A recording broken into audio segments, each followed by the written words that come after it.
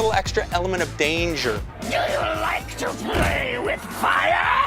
I love building interesting decks, and so when we design cards, we look for cards that maybe by themselves are a little bit weak or do something a little bit strange that when used in other combinations get you something really interesting. Cards like that are wonderful, and those are some of our favorite cards to create. Cards that make you feel smart when you figure out that combination that makes your deck work perfectly.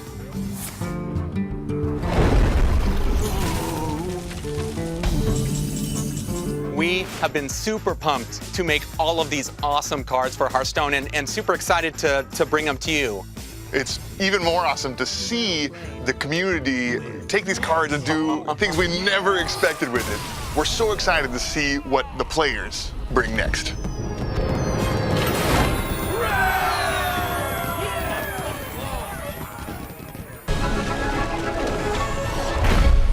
Hearthstone, Heroes of Warcraft. All right, and now we are heading on over right now to Hall D for the Hearthstone panel. Enjoy it live right here on DirecTV. Welcome to the Hearthstone Fireside Chat. Your hosts are Eric Dodds and me, Ben Brode.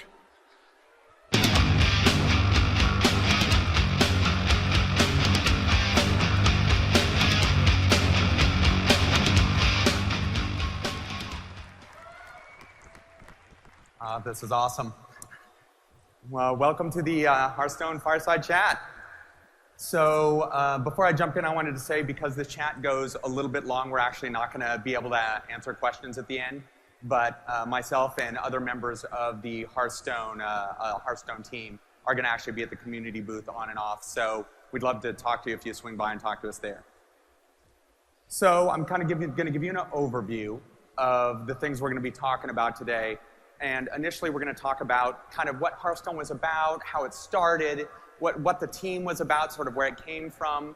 And then we're going to move into the road we took to making Hearthstone, because we made sort of a lot of crazy and interesting decisions and choices along the way. And some of them we really liked and kept, and some of the other ones we kind of left by the wayside, and Ben's going to be talking about that.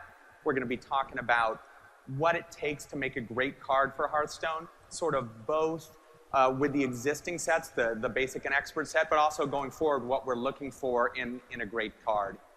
And then we're going to go into some of the stuff you'll probably be pretty interested in, sort of where we stand today, some fun numbers, talk about the metagame a little bit, what class is best, and then lastly, where we're going. And with where we're going, it's going to be both the next couple of months and sort of the things we'll be doing the next patch or two. And at the same time, we'll be talking about sort of 2014 and sort of our larger goals for the game as a whole, sort of philosophical. So who we are is, I'm Eric Dodds. I'm the lead designer on Hearthstone. And this is Ben Brode. He is the other half of the Hearthstone design team. We're not a very large team, but... Greetings. There we go. And one thing I wanted to clear up really quickly is that there's often a perception that the people who come and stand up here are these superhuman people who basically make the whole game by themselves. And that is absolutely, well, it's actually never true.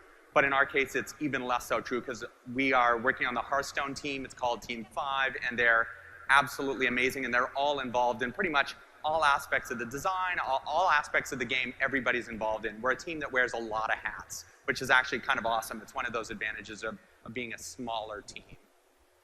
So this is actually Team 5. Yeah. And of course, behind us, there's a whole bunch of additional people. There's the mobile group that's working on the different platforms that we're moving forward on. There's the Battle.net group that actually lets you connect to Hearthstone. There's quality assurance that lets you, or well, lets us find hopefully all of the bugs, or at least most of them, or well, let's call them all of them. So anyway, that was Team 5. And as you were probably thinking when you first heard about Hearthstone, either when we announced it at PAX or now or whenever you heard about it, that it's a little bit different from other Blizzard games. I mean, and other Blizzard teams. Other Blizzard games, you go, oh my God, it's going to be epic and it's going to be huge and it's going to have all these giant features. And we're certainly not what people were expecting, I think, when we announced. And certainly we're smaller. These are the numbers of people who are on each of the different development teams, World of Warcraft, Diablo 3, and our team at SHIP. We're actually a few more than that now, but we're significantly smaller than any of the other teams at Blizzard. And actually, that's been kind of awesome because it's actually let us pursue a game like Hearthstone, let us take this kind of idea that we probably wouldn't have pursued if we had to have a large team, but with a small team, we can pursue this and see where it goes and see what kind of awesome things we can make. We're also a more focused team. And because we're smaller, we sort of have to be more focused. We can't just go, oh, there's going to be awesome single player and awesome multiplayer and this mode and that mode and all these kinds of different modes. We actually have to go, what is the essential Hearthstone experience? And so we focused on that being the kind of the PvP one-on-one experience. And we're actually in a pretty lucky place, I think, because we now have the game out, or we're getting close to open beta, and there's a lot of excitement about it, and we're going to get to the point where we get to start adding a bunch of these features that we would have loved to have had to start. But for now, we've been very focused, and it's made a huge difference on where the game is. Lastly, we've always loved collectible card games. We've played them for many, many years, and it's actually not just the team that has played collectible card games, but it's actually Blizzard as a whole. So here's a very old picture from Blizzard, the floor of the Blizzard offices from 1993.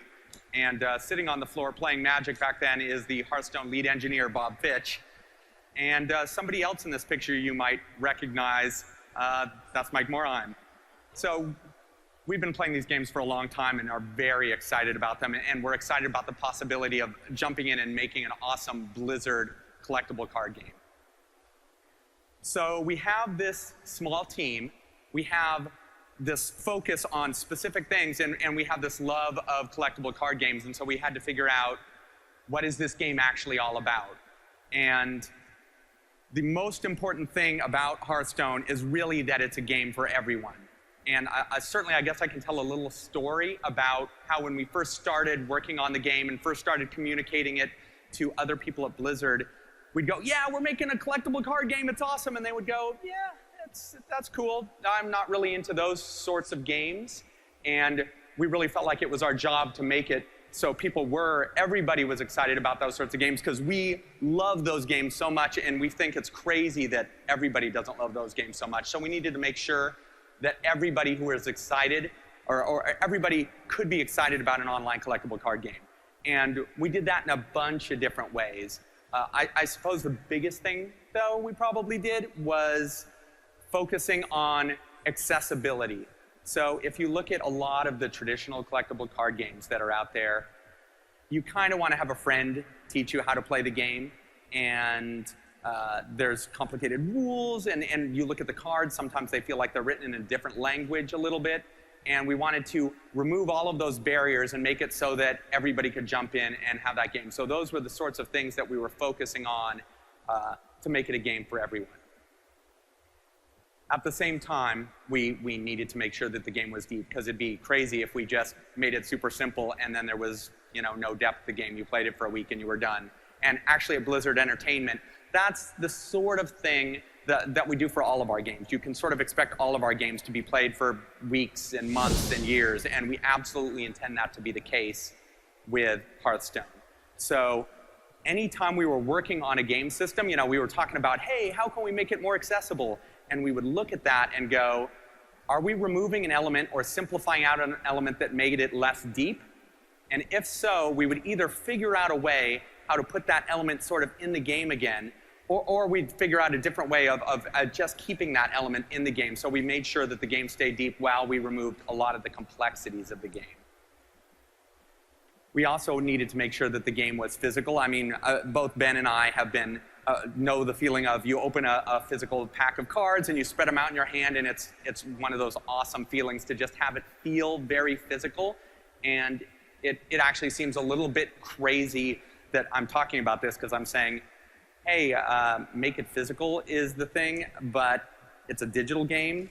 What are you doing? I mean, it doesn't even make sense. but we felt like we could do it, and we did it by making that there's this physical box that has physical UI in it that opens up, and the game is inside. And when I'm playing the cards actually really rip out of the frames they're in and smash into the board. And when you're fighting, the things are just smashing into each other and moving back and forth. And the whole game feels like it's actually this little physical space that you have this window into. It's very important that the cards in the space just really, grabs you in that way. We, of course, since it's a World of Warcraft game, we have to make sure that there's flavor to it as well, that great World of Warcraft flavor. And it's actually been awesome for us because the World of Warcraft has such a rich universe, so many different characters, so many different places, and so many different attachments that all of you guys have to all of the different parts of the game. So that part of it has been awesome. We've been able to go, let's take the great flavor of World of Warcraft and just bring it into our game. At the same time, though, we wanted to make sure that it was a little bit different, that there was a specific Hearthstone flavor to the game. And so what we did is we sort of took the basic recipe of World of Warcraft, which I sort of think is sort of like 2 parts epic and maybe 1 part kind of whimsical fun, kind of the silly side of it, but it's really more on the epic side. And we added, a few more dashes of charm and whimsy to try to really make that pop, and maybe even a dash of irreverence if you read some of our flavor text. So what that meant was that, here we go. First failure on stage, yes. So what that meant was when we were talking about the charm, that we wanted to really bring the charm that from other games that we talked about a lot, like PopCap. We talk a lot about PopCap games and Peggle and how anytime you do anything in those games, a fun, exciting thing is happening and a fun, whimsical thing is going on, and really imbuing that in the recipe for Hearthstone. So, the basis flavor is World of Warcraft, and then sort of our own special blend of charm and whimsy added onto it. We needed to make sure the game was playing fast, because frankly, nobody has tons of time to play. Well, actually, okay, we probably have lots of time to play games, but it's better off if you only have, I have 10 or 20 minutes, so I can fit in a game here, fit in a game here. Especially if you're talking iPad, you definitely need these games to play pretty quickly. And if you talk about traditional collectible card games, they're awesome, but they take often 20 to 30 to maybe more than that minutes. And we needed to make sure that the game played very quickly. And we did a number of things to make those changes. For instance, one of the biggest things I guess we did is we took mana crystals and we made that the base resource model. So instead of resources being in your hand and I sort of have to choose which resource out of my hand I'm playing into play, you get a mana crystal each turn at the start of the turn. And not only does it speed things up because you're not making that early decision, which often isn't super interesting, but also what it means is the game actually very quickly gets to the climax of the game. So you very quickly get to 8 or 9 or 10 mana, and you're dropping Ragnaros on the table, and big things are happening, so the game isn't going too long. Lastly, we needed to make sure whether or not you win or lose the game is still fun. And certainly, you like to win. Even if you win the game a lot, though, or win a lot of games, you still actually lose the game a fair amount. And we wanted to make sure that when you had that experience, it was still a fun experience. And some of that we actually call back to the previous slide of making it play fast. Because if a game plays fast, if it only takes 8.5 minutes to play, maybe you don't mind so much getting beat, you're ready to jump in there again. But there were actually some specific mechanics that we did to make it play fast, or to make it still fun when you're losing the game. There's a bunch of traditional collectible card mechanics that are super fun to play if you're the one choosing that mechanic and you're doing it to the enemy. If I'm making my enemy discard cards, it's pretty awesome. If you're on the receiving end of that, it's pretty non-awesome. And so we wanted to make sure when you are in that experience, or we removed discard because we wanted to make sure that if you lose, you're not losing because your opponent was taking away all of your options and you're just like, yeah, I'm just hanging out, watching my cards being discarded. Sort of same with resource destruction. And I guess lastly, one of the things is about making it fun to win or lose is baked into the very essence of Hearthstone, and that is that something I guess I call little victories. And what a little victory is each turn, very often at the start of your turn, you're looking in Hearthstone, you're looking at the enemy's board, and you're saying, I'm in big trouble. They've got a bunch of minions out. I don't have a solution for this. And then during the course of your turn, you figure out this puzzle. You destroy all of their minions. You got a bunch of minions out on your own, and you had a victory there. And because the game goes back and forth so much, you actually really get to have a bunch of little victories along the way to the final, whether I win or lose. And again, of course, it's better if you win. But if you lose, at least you had a good time losing, or maybe a less bad time. So those are the basic sort of tenets that we were going for with Hearthstone. And next we're going to talk a little bit about making the game. There were some interesting paths we went down, and give you some insight into what was involved when we were actually creating Hearthstone. And Ben Brode is going to let you know how that went. I'm so excited to tell you guys about us making the game and some things we tried in development of Hearthstone. And one of the things that it helps us get to a really great place is iteration. We often try things that aren't that fun, and then we realize they're not that fun. We try something new and different. And we did a lot of prototyping for Hearthstone. We did paper prototypes where we tried some things with physical, like paper cards that we printed out. And we did some web prototyping as well. And here's an example of a physical prototype we tried, just to try some kind of crazy UI thing. We wanted to see if you could play a card game without a bunch of text in the battlefield. And so we cut out just the art and tried to play a game with just the art of the cards and said, oh yeah, this actually works. Let's cut text out of the battlefield, and we use that in the game. Here's another physical prototype we tried. Actually, one of the things we wanted to do with Hearthstone is have heroes that represent heroes in Warcraft. And we wanted to make them feel really powerful, and so one of the things we tried was you could equip a hero with weapons and armor and hide him in a fortress.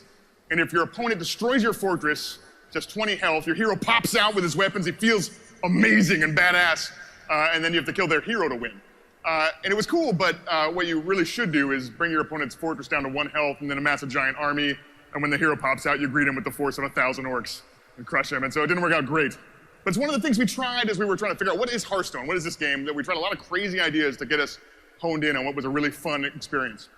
We eventually moved to an online web prototype, and this is one of the first versions of that. We didn't have hero powers yet, but we had our resource model figured out that we really liked.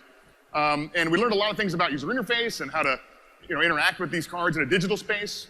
But one of the things that we had still at this point was a version of responses. And in traditional collectible card games, often you can respond to your opponent's moves and do things on their turn. But that did not work great for us in an online space. And so we tried to simplify that mechanic, and we had a thing called combat tricks. If you attacked your opponent and you had a combat trick card, this thing would pop up and say, combat tricks. And you'd get to play a card that messed with their attack somehow. And it simplified the concept of kind of general responses down to something simpler, something easier for the online space.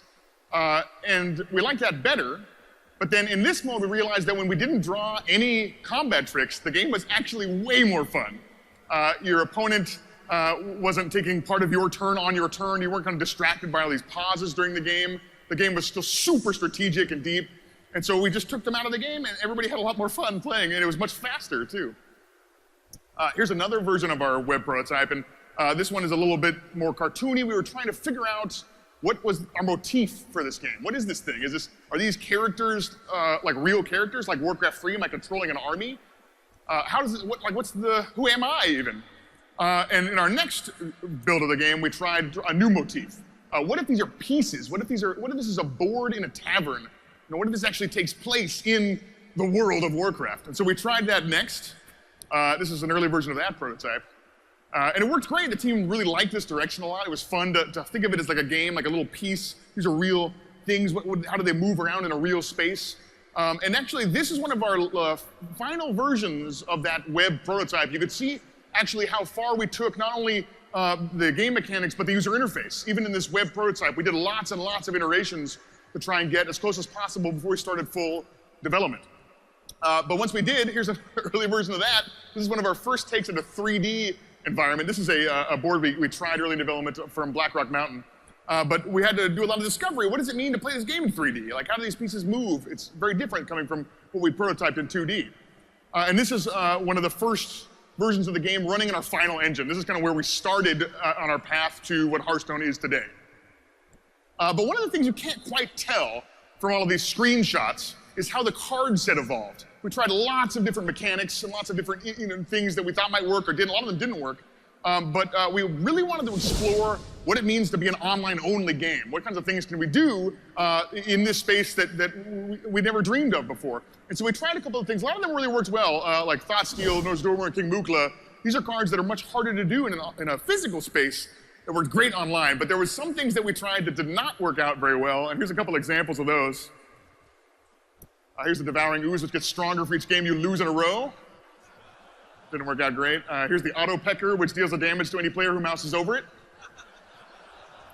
And here's the World Flipper, which flips your opponent's screen upside down. So these did not work great, and we cut these out of the game.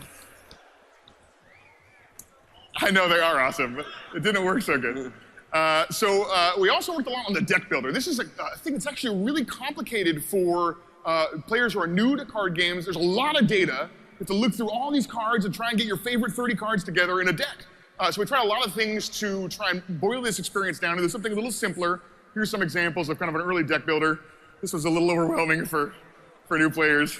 This didn't work great. And we tried to make the deck feel more physical with this version here. We tried a lot of things. These are all actual working prototypes of our collection manager and deck builder. Although this is just a mock-up, we tried to make the cards feel really physical. It feels like a real jumble of cards. Not very functional. And then actually, here's a version that's a mock-up of actually kind of a little bit closer to where we ended up. We were actually really worried about the deck list here. It's the first time we've done a deck builder like this because it doesn't feel as physical as those jumble of cards. And we were worried that we tried to keep everything so physical in this game that this would be kind of a detachment from that. But one of my favorite stories about development of Hearthstone is the arena. And the arena comes from a mode that we love to play in traditional card games called Draft. And the way that Draft works, if you've never played Draft, is you get 8 people sitting around a table and you give them each a booster pack. And then you choose one card from that pack and add it to a pool of cards you're going to build a deck from. You pass the rest of the cards to the guy on your left. He takes the card out and it goes around the table and everybody kind of chooses cards from packs until they have a big enough pool to make a deck from. And this mode's awesome, but it takes a while though. It takes a few hours to draft and build a deck and play the games with the people at the table. And so having a really multi-hour experience online for a game like this didn't feel great. And so Hamilton Chu, executive producer of Hearthstone, said, what if we could take this exciting mode and split it up over a longer period of time? What if we could do this asynchronously? What if I could come to the table and draft a couple of cards and pass those along, and then if my cards aren't ready for me, I'll go away and make dinner and then come back and do a little bit more. And that would obviously take what's maybe a 4-hour experience and make it like a 20-hour experience. There's something genius there. It's a cool idea. What if we could take this fun mode and make it playable online? And so we tried this idea. We give you a pack of cards. You choose one card from that pack, and then you go up to the wall where we've stapled a bunch of envelopes full of packs, and you swap the cards that you have left with the envelope that has those cards in it stapled on the wall. And then you take one card out of that pack and then go again, swap it with the card that has the pack that has 5, and so on. And in this way, you're actually drafting with people who have gone before you down the line of envelopes. You take one card from each pack, and the guy comes after you takes one card from each pack, and so on. And what's great about this is that you can play with any number of players. You can have 1 player drafting or 17 players drafting, and there's always this wall of things. You can come in on the weekend by yourself and draft a deck. And so we really liked how it made the drafting process feel really asynchronous, and you could do it at any time. So we knew that was cool. But there still was some stuff that we felt like we could do better about this drafting experience, because when you first get your pack, this is what you see, and you have to choose one. It's kind of overwhelming. There's a lot of cards there. You have to figure out what class you're going to play, and there's so many good choices in that pack. And what's worse is that as people choose cards out of this pack, there's no choices left. I'm playing Warlock, and you pass me a Priest card, a Paladin card, and a Druid card. What do I do with this? And it's not as fun as it was earlier in the draft. And so we played this mode a lot, and we felt, when is it most fun to get past a pack of cards? And we felt like really it was most fun when you had 3 choices. When there was 3 cards that were good for your deck that you were trying to choose which one is best for me. We said, what if we just give you 3 good choices? What if we just take 3 cards that you can play, so we'll only give you Warlock cards and generic minions, and you just look at those and say, what's best for my deck? And we tried that. Obviously, that is kind of where Arena ended up, is we give you 3 choices. You choose one 30 times, that all ends up in your deck. And it was really fun. It was that experience of choosing your deck as you go on the fly in a limited environment. And it was really fun. Once we had this mode working, the team really got excited about it. We played it all the time. even though it doesn't really bear any resemblance to draft anymore. It's kind of got this core, like, choosing my cards thing, but it's pretty different. So we didn't want to call it draft anymore, and eventually, through a couple of name changes, ended up at the arena. But that's kind of how it was born. That was the story of how we weaseled our way through all these different iterations into what is now the arena. So that's all that story about how we kind of made Hearthstone through all that iteration. And I'm going to pass it back to Eric Don to tell you about how we make a card.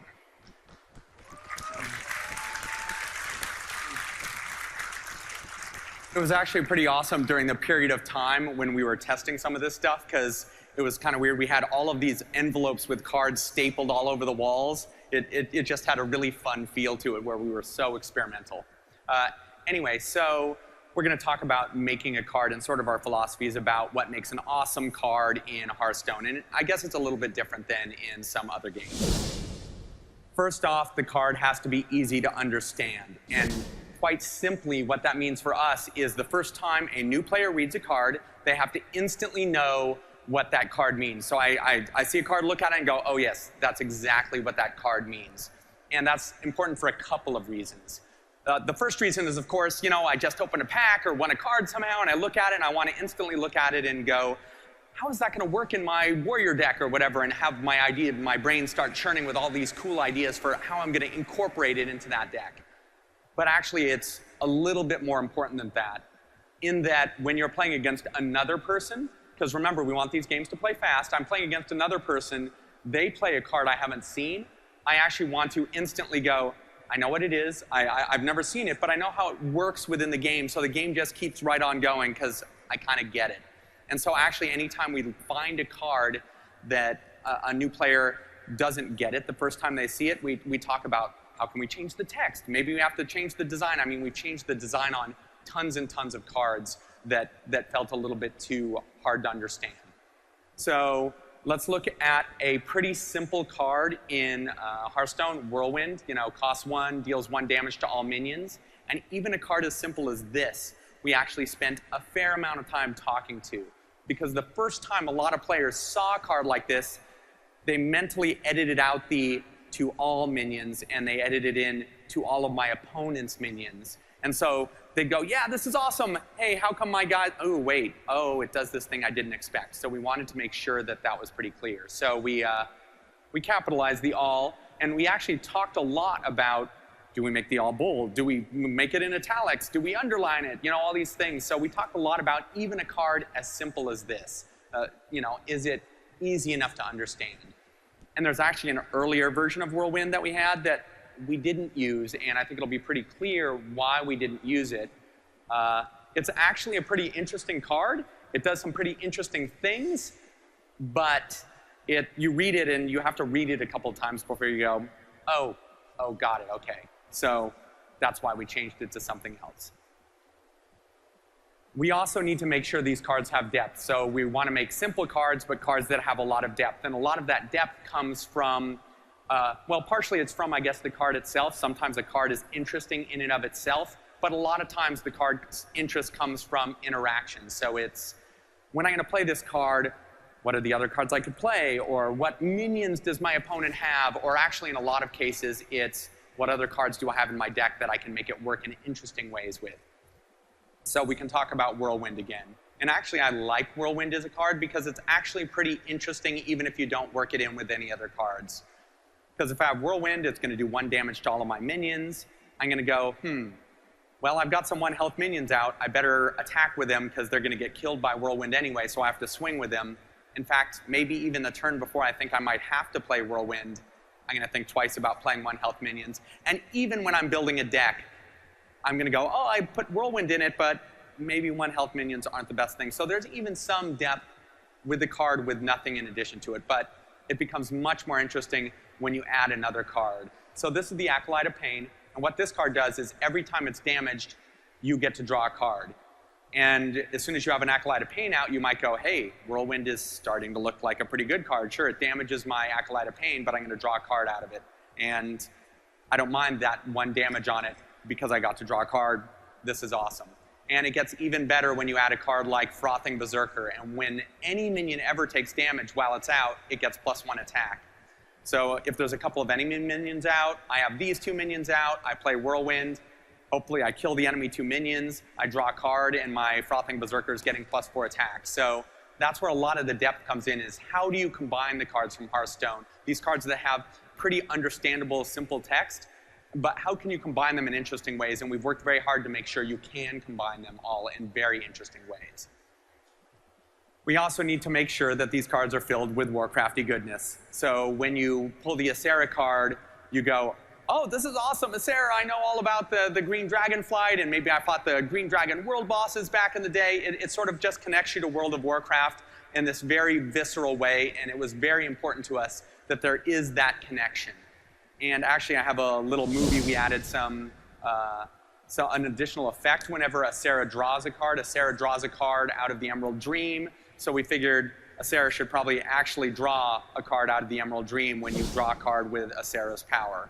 So it's stuff like that that we really want to dig into the Warcraft lore and make this connection and make this exciting, visceral experience in Hearthstone connected with World of Warcraft. We also need to make sure that these cards support the class that they came from. So if a card is a mage card, you want to look at that card and go, how does this card connected to World of Warcraft? If I'm a World of Warcraft mage, do I get it? Do I sort of know what's going on? Do I feel like this card should be a mage card? And at the same time, each of our cards actually have a Hearthstone mechanic. Actually, I mean, each of our classes have a specific mechanic or several mechanics, and we need to make sure that these cards are really tied to that Hearthstone mechanic. So for the mage, for the Fireball card, it's pretty obvious how it's connected to, the World of Warcraft mage. They're throwing fireballs all the time, can't get them to stop. Makes a lot of sense. There you go. You might, though, look at it and go, well, where's the interesting mechanic as far as attached to Hearthstone? And it costs 4 and deals 6 damage, which is actually very efficient damage-wise, so that's how it's sort of connected to Hearthstone. Mages are good at efficient spell damage, and Fireball is awesome. We also do this some with things that aren't even spells. So this is a rogue card, the Defias Ringleader. If you play World of Warcraft, you know about the Defias Brotherhood. It makes a lot of sense that it's a rogue card because it's a pretty roguey organization. And if you look at the Hearthstone side, it has this combo mechanic, and you can only find the combo mechanic on rogue cards. It's specific to rogues. And how it works is if I've played another card before I play the Defias Ringleader, or before I play any card with combo, the combo effect is triggered. So rogues are very likely to want to just kind of hang back, not play their cards, and then go bam, bam, bam, play a bunch of cards at once, which not only fits within the Hearthstone mechanic, but it also actually sort of ties back to World of Warcraft again, because rogues in World of Warcraft, sometimes they kind of sit back for a bit, and then they jump in and attack in a flurry of attacks. So it's connected in both ways. So we also want a lot of our cards to support player stories. And a player story is a story that, you're playing Hearthstone, and something amazing happens, and you want to run over to your buddy and go, you won't believe what just happened in this game. And it actually happens a lot to us at Blizzard. People are always sending me, screenshots and stories and calling me and stopping me in the hall saying, this crazy thing just happened. And so I'm going to talk a little bit about a story that actually happened with Millhouse Manastorm. And it's actually from one of the streamers that's participating in the Innkeeper's Invitational, Noxious, this got passed all over around the office like a week or 2 ago, something like that. So Noxious played the coin, which gave him an extra mana, and dropped Millhouse Manastorm on turn 1, which is a 4/4 on turn 1. That's really pretty powerful. But Millhouse Manastorm downside is that when you play it, your opponent's spells all are free on the next turn, which, maybe they won't have a lot of spells, so maybe it won't be so bad. So Noxious's opponent then proceeded to play a Thoughtsteal and take some cards out of Noxious's deck. That's not so bad. A little bit of card advantage, you can live with that. And then his opponent played a second Thoughtsteal. And okay, the card advantage is actually starting to look a bit more serious here, but, there's no board presence, you're all good.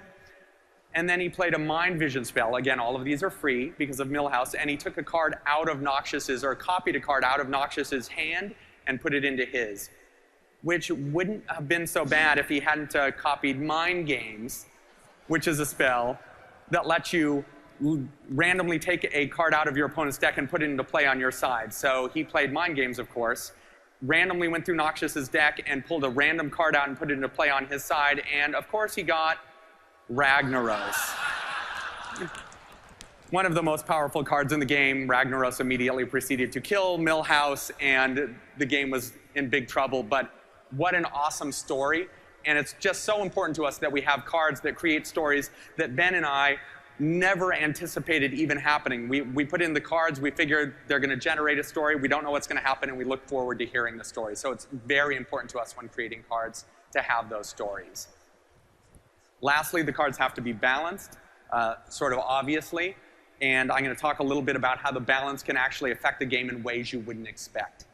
So this is the current Acolyte of Pain. It's a 1/3 for 3, which means it doesn't have a lot of attack power, but its power is, you know, it draws a card every time it takes damage. So maybe you'd put it in a deck if you had cards that gave it extra health or gave it extra attack, or if you're playing a mage and you can ping it directly so you can draw cards for yourself. There's some good ways of putting it, but you don't put it in every deck. And maybe we misjudged it when we first put it in the game in alpha as a 2/4 for 3. So it actually is a pretty strong card even on its base stats at that point. And it led to actually a couple of pretty serious problems. So one thing that it did is it made it that everybody was running 2 copies of the Acolyte of Pain, of course, and thus there was a whole lot more card draw in the game. Every time they came out, it'd get damaged multiple times, you'd draw more cards. People were playing with cheaper cards because why bother playing with expensive cards when I'm going to keep drawing everything and just keep dumping the cheap cards into play? There's no point. Another thing that it did, which in some ways was just as bad, maybe worse, was that everybody saw this and knew everyone else was going to be playing with 2 copies of the Acolyte of Pain, so they put a whole bunch of copies of Silence in their deck. And Silence is a mechanic that sort of takes away all of the card text from whatever it hits. And what that actually ended up doing was all of the cards in our game that had card text on them felt pretty bad because everybody was running so much Silence because they had to deal with the Acolytes of Pain, that everybody was screaming at us, oh my goodness, Silence is the most powerful effect, you have to nerf it, you have to do something about it, it's way too powerful. And admittedly, we actually did nerf it a little bit from then, but actually the biggest change we made was reducing the power of the Acolyte of Pain to a 1/3, so you don't put it in every deck, so people wouldn't all run Silence, so everything sort of got back to normal. So one little change, one little card out of place like that can affect our entire ecosystem. Now I'm going to talk a little bit about the game today, sort of some numbers that might be interesting, and a little bit about the metagame. So a couple of interesting stats. People talk a lot about how much is it going to cost me to be a great player in Hearthstone. And what I can say, I'm going to show you the percentage of 3-star master players who have spent no money in the game. And 3-star master is the very best players in our game, the very top level of play. And at the very top level of play, 44% of our 3-star masters have not spent any money in Hearthstone, which we think is pretty cool because we want to make sure that you can play Hearthstone any way you want to play it. Spend money or not, either way is awesome. So we really think that number is pretty cool. Secondly, there's been discussion about when am I going to get into the beta? Why aren't you guys sending out very many beta invites? We really want to be in the beta, and we've actually sent out over 1 million invites to be in the beta so far, and we're continuing to send out more. So there's an awful lot of people who have been invited to play in the beta, and we are very excited about this. It's exciting how much enthusiasm there is about the game. So now I'm going to talk a little bit about first turn advantage to jump tracks. And of course, when I start talking about first turn advantage, the obvious thing to talk about is chess, I guess. It must be because I put the slide there. So in chess, there's actually a small advantage for going first. And we think that's a very, very good thing. It feels right if you get, oh, I flipped the coin, I go first, and I have a small advantage. So in chess, it's sort of generally accepted that it's sort of 54-46. I mean, there's various discussions about exactly what it is, but that's mostly what it is in chess. In Hearthstone, at the newer level of play, sort of our copper and silver players, for paladins, it's a 54-46 advantage for going first, and they actually have the biggest first turn advantage. It's sort of the new level player of any of the classes. Rogues have a 53% chance of winning if they go first, down to Druids at a 51% chance of going first. And that's where sort of the range. The other classes sort of fall in the middle, but our average is about 53-47 advantage for going first versus second at copper and silver level play. It's a little bit different at higher level play. It changes a little, like the Rogue has the smallest first turn advantage, which probably doesn't surprise a lot of you. And the Paladin still has the highest first turn advantage. It's a smaller one. On average, it's 51% or so. But actually, it's exactly the way we like it. In general, it's better to go first. There's a small advantage for going first. And don't get me wrong, there are undoubtedly decks out there that have a second turn advantage. But in general, you want to go first, and we want to keep it that way. And it's working the way that we sort of wanted to and intended to. Now I'm going to talk a little about class balance and tell you which is the best class. So actually, this is going to be pretty interesting because I can't actually tell you what's the best class because the metagame is still shifting. We don't know what the best class is. I'm going to show you the rankings of the different classes over a series of days, sort of mid-October, which is when we randomly grab these stats. So for 3-star Master, our highest level play and ranked play, on one day in mid-October, Hunter and Paladin are looking really strong. They're our top classes. Except that on the very next day, Rogue and Warlock were looking like our top classes. And a couple days after that, Shaman and Mage were looking like our top classes. So we absolutely expect the metagame to settle down. We expect there to be, the classes to shake out which one's better, which one's worse, all that kind of stuff. But we're actually really excited that we don't know which one is which yet. So the class balance is still up in the air, and hopefully you will, play those awesome decks and you'll show us which class is best. Now I'm going to step aside to Ben, and he's going to talk a little bit about the patches that are coming up in the next couple of months and what you can expect to see very, very soon.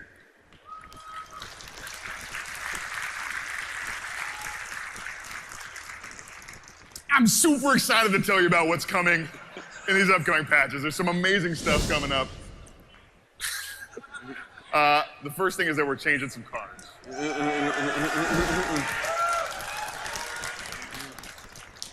We're changing Mind Control. It's a little frustrating to play against Mind Control.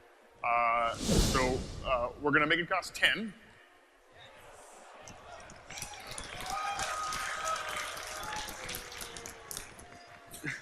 And we're also changing Starving Buzzard. It's a mixture of rage and excitement. It's great. At the copper, silver, gold, platinum levels of play, Hunter is very strong right now, especially against rogues, mages, and druids. And so this change will help that matchup a little bit. We're going to make the Buzzard a 2-1. But that's not all. We're also changing Unleash the Hounds. But we have a couple ideas of what we want to do to this card. We're not exactly sure which direction we like the best yet, and so we're still talking about it, but we're discussing some interesting options for this card. Also, we're updating ranked play. We've heard a lot of feedback that the arena is super fun to play and feels very rewarding, and we want our play mode to feel like that as well. So we are going to have this new mode. There's 25 new ranks. Each of them features a minion from Hearthstone, starting at the lowest level, which is rank 25, Angry Chicken. Rank 24 is Leper Gnome, but it gets better. And every game you win in this new ranked mode, you'll earn a star. And when you fill up your star meter, you'll go to the next rank. And every game you lose, you'll lose a star, and you can actually go down ranks in this mode. So it'll be a very clear indicator of how you stack up against other players who are playing. We still have our casual mode that has no rankings that you can still play in, but if you want a little bit more hardcore experience, this should help you kind of orient yourself against other players. These are going to be in 1-month seasons, and at the end of the month, we're going to reset you all the way back to Angry Chicken. Here's all of our ranks from 25 to 1 here. And actually, if you make it all the way through the first rank, there's a special extra rank called Legend. And the Legend rank, once you attain it, you can't fall out of it. And it will tell you every night, it'll calculate exactly how good you are in your region And this is, for example, this player is 275th in Europe, for example. And so you can see exactly how you stack up with your fellow players. We also wanted to have a couple other reasons to play in this mode, so we added a couple things. Not all of them will be in this upcoming patch. The first one is ranked play card backs. So if you participate in a season of ranked play, we will give you an exclusive card back for that season, and there'll be a new one the next month, and you can change your card back to this new card back. We have some awesome card backs. This one's kind of Mr. Pandaria themed that you can earn this way, but it won't be coming immediately. And the other thing that Rob Pardo mentioned in the opening ceremony was our Golden Heroes. They look freaking amazing. They're so cool, and you get a Golden Hero power to go with them. You have to win 500 games in ranked with that class in order to get that, so it'll be very exclusive and exciting to people playing in ranked play. Also, we're going to make a minor change to the arena. We're adding 3 new keys, so you can go from, instead of 9 wins, you can go all the way up to 12 wins. And there'll be some exciting, bigger rewards for those top-end keys as well. That's the Molten Key, the Frostborn Key, and the Lightforge Key, for those who like names of keys. One feature that we're working for a future pack is reconnection. If you get disconnected for some reason, you want to get back in and keep playing, we're working on that. That'll be in a future patch. And this is awesome. This is so exciting. We got some really cool new effects for some of our most amazing and legendary minions. Check this out. There's no sound, but there's a little delay on the sound there, but it's thunder as he comes in.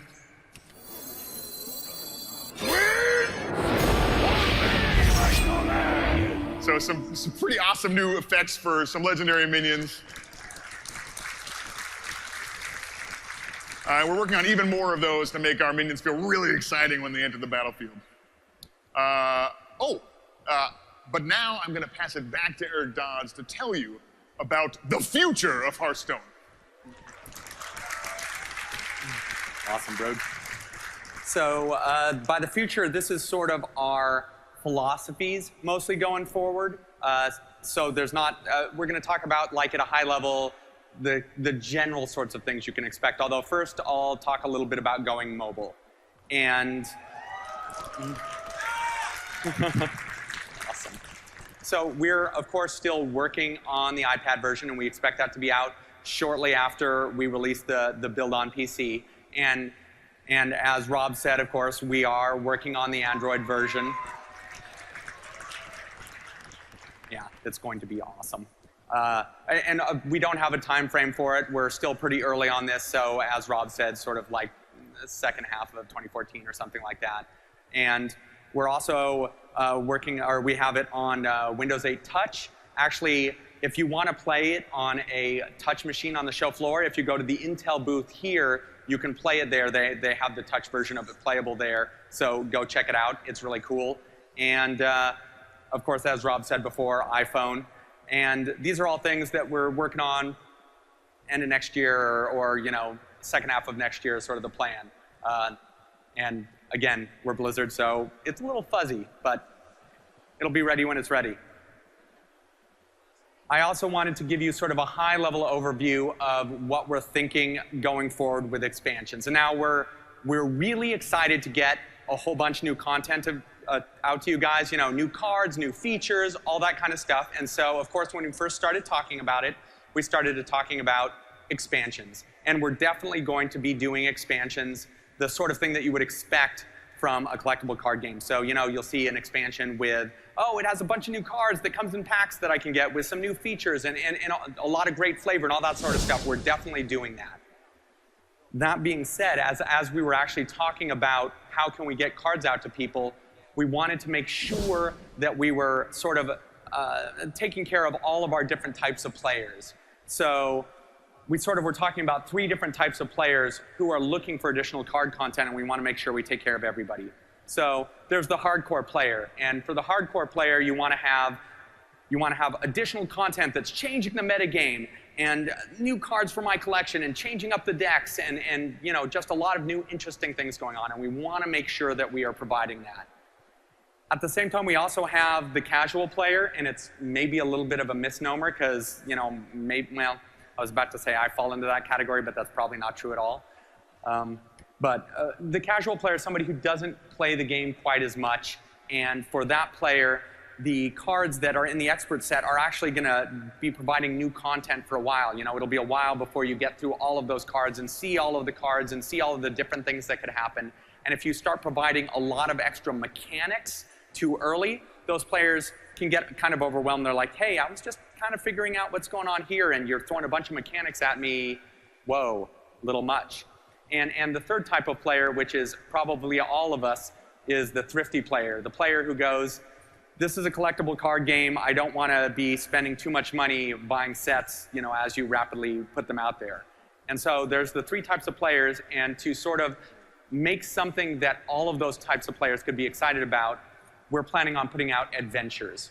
And that's probably the first way that we're going to put new cards into the environment with an adventure. And what an adventure is sort of a focused single-player PvE experience where you'd probably be playing against a boss or series of bosses in a very focused environment where you can kind of change your deck out to play in different ways to be successful. And as you play against that adventure, you're going to be earning the cards that are associated with that adventure.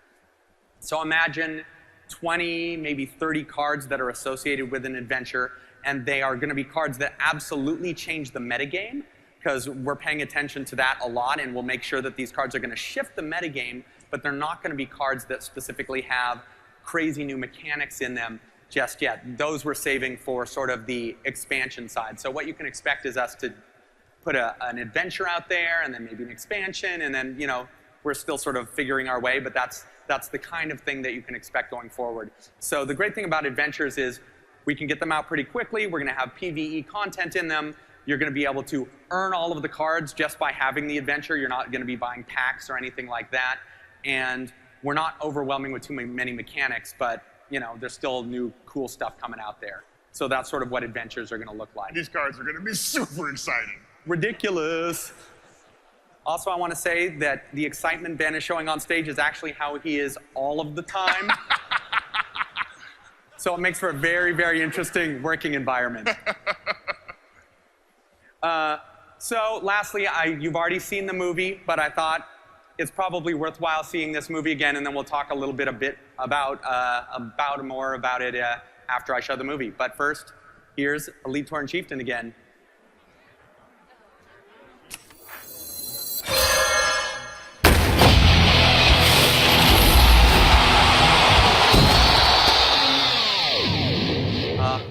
This is awesome.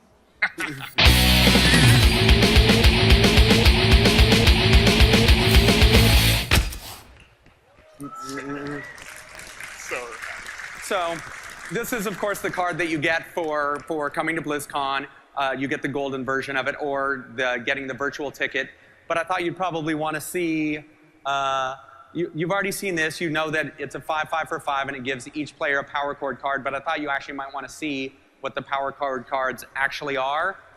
So those are what the 3 different cards are. And when you play, you of course get a little music perhaps from Elite Tauren Chieftain of the 3 different songs. And you don't know what card you're going to get. You don't know what card your enemy's going to get when you play it. You just know that it's going to be awesome.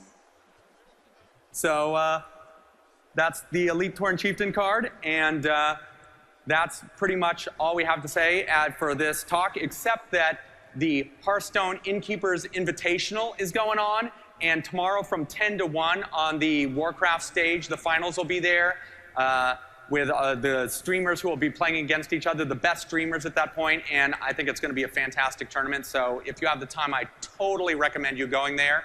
And thanks a lot. Have a great BlizzCon. Thank you, BlizzCon!